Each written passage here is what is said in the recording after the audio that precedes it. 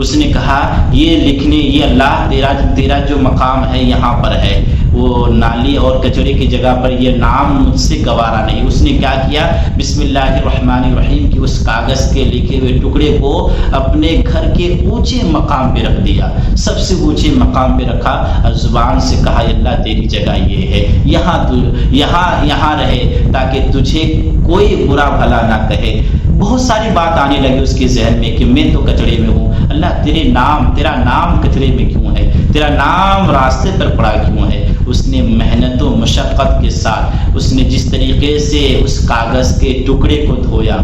معلوم ہے کتابوں میں آتا ہے جس وقت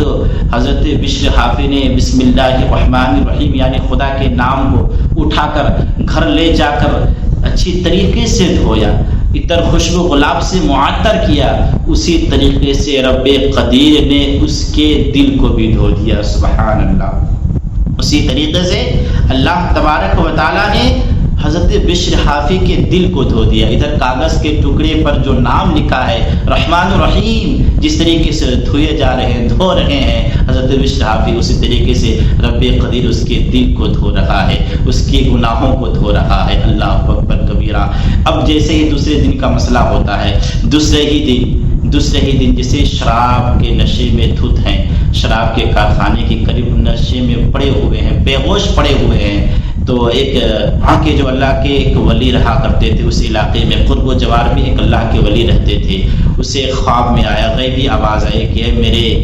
اے میرے دوست جا، میرے اس دوست کو جا کے خبر کر، بشر حافی کو جا کے میرا پیغام پیش کر، اے میرے دوست جا اب میرا پیغام بشر حافی تک پہنچا دے میرا۔ تو اللہ کے ولی تعجب ہو جاتے ہیں، اٹھتے ہیں، پھر دو وضو کرتے ہیں، وضو کرنے کے بعد پھر سوتے ہیں۔ ہو سکا انہوں نے اپنے ذہن میں یہ بات لگی، ہو سکتا ہے شیطانی وسوسہ ہو، اس لیے کہ بشر حافی بہت بڑا شرابی ہے، پھر یہ اللہ کا پیغام کیسے آ سکتا ہے۔ وہ اللہ کے ولی نے وضو کیا، وضو کرنے کے بعد پھر دوبارہ سو گئے، تو پھر دوبارہ وہی پیغام، غیبی آواز آ رہی ہے، میرے دوست جا، میرے دوست کو اللہ کا پیغام پہنچا دے۔ بار بار جب یہ باتیں آنے لگی، وہ تو سوچ میں پڑ گئے کہ یہ نہیں، یہ شیطانی وسوسہ نہیں ہے، بلکہ رب قدیر کا پیغام ہے، سبحان اللہ، رب قدیر کا پیغام ہے۔ بس انہوں نے اس بات کو اپنے دل میں رکھا۔ اللہ کے ولی جو ہیں لوگوں سے پوچھ تاچھ کرنے لگے کہ بشر حافی کہاں ملیں گے،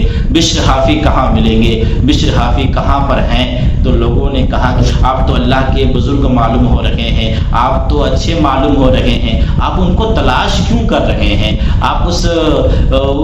شرابی کو تلاش کیوں کر رہے ہیں،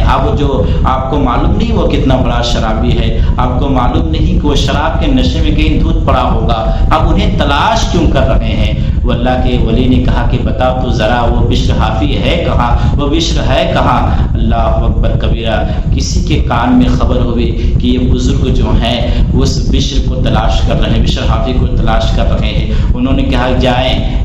اس شراب کے کارخانے پہ جائیں، وہاں وہ پڑا ہوگا، وہ نشے میں دھت ہوگا، بے ہوش پڑا ہوگا، جائیں وہی آپ سے ملاقات ہو جائے گی۔ اللہ اکبر۔ وہ اللہ کا ولی، وہ اللہ کے بزرگ ہو جاتے ہیں اور شراب کے کارخانے کے قریب پہنچتے ہیں، اندر نہیں گئے، کہا کہ جاؤ کہنا کہ اللہ کا پیغام لے کر کوئی آیا ہے، تجھے بلا رہا ہے، سبحان اللہ۔ بشر حافی کے سامنے ایک شخص آیا اور کہنے لگا چلیں آپ کو کوئی بلا رہا ہے، آپ کو کوئی بلا رہا ہے اور کہہ رہا ہے کہ اللہ کا پیغام ہے، آپ کو کہہ رہا ہے کہ اللہ کا پیغام لے کے آ رہا ہے۔ بشر حافی نے جیسے ہی سنا کہ میرے لیے خدا کا پیغام کیا ہے، بشر حافی فوری طور پر اٹھتے ہیں، ان کے دل و دماغ کے دروازے کھل جاتے ہیں، دل و دماغ کو اللہ جو صاف کر دیا ہے وہ فوری طور پہ کھڑے ہوتے ہیں۔ آنے کے بعد اس بزرگ کے سامنے